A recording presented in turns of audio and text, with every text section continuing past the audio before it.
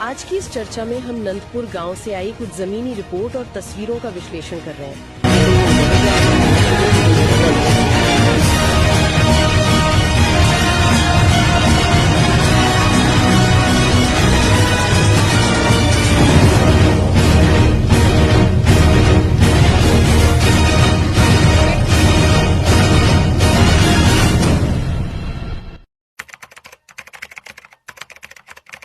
हमारा मिशन सिर्फ एक टूटी सड़क और उसके कीचड़ का रोना रोना नहीं है।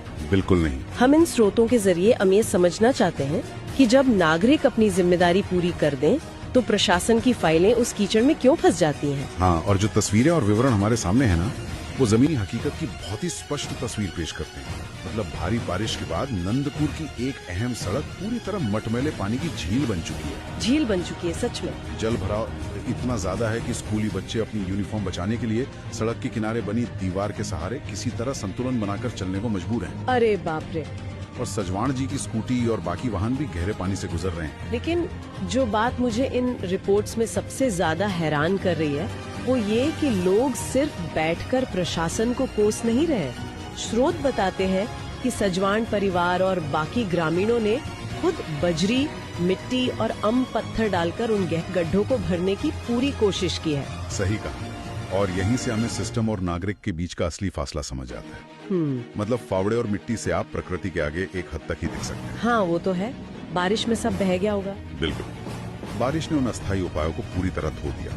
इसका सीधा सा अर्थ यह है कि नागरिकों के पसीने से पक्की सड़क नहीं बन सकती। एक मिनट। अगर हम इस विशिष्ट सड़क की लोकेशन की बात करें ना, तो स्रोत बताते हैं कि ये सीधा पंचायत घर से जुड़ी है।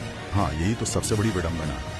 बिल्कुल। पंचायत घर तक पहुंचने का रास्ता ही अगर ऐसी बदहाली का शिकार है तो ये स्पष्ट करता है कि सिस्टम अपनी बुनियादी ढांचे को लेकर अब कितना उदासीन हो चुका है। और तीन ज्ञापनों का धूल फांकना ये दिखाता है कि जब तक कोई बाहरी दबाव न हो, प्रशासनिक मशीनरी अपने आप काम नहीं करती। सही बात है। तो कुल मिलाकर देखा जाए तो नागरिकों ने अपनी ओर से शारीरिक मेहनत भी कर ली और कागजी औपचारिकता भी पूरी कर दी। हाँ, दोनों काम कर दिए। अगर पंचायत घर जैसी महत्वपूर्ण जगह के लिए दिए गए ज्ञापन भी इस तरह फाइलों के नीचे दबे रह जाते हैं तो ये सोचना लाजमी है कि क्या हमारी व्यवस्था केवल प्रतिक्रियावादी होकर रह गई है।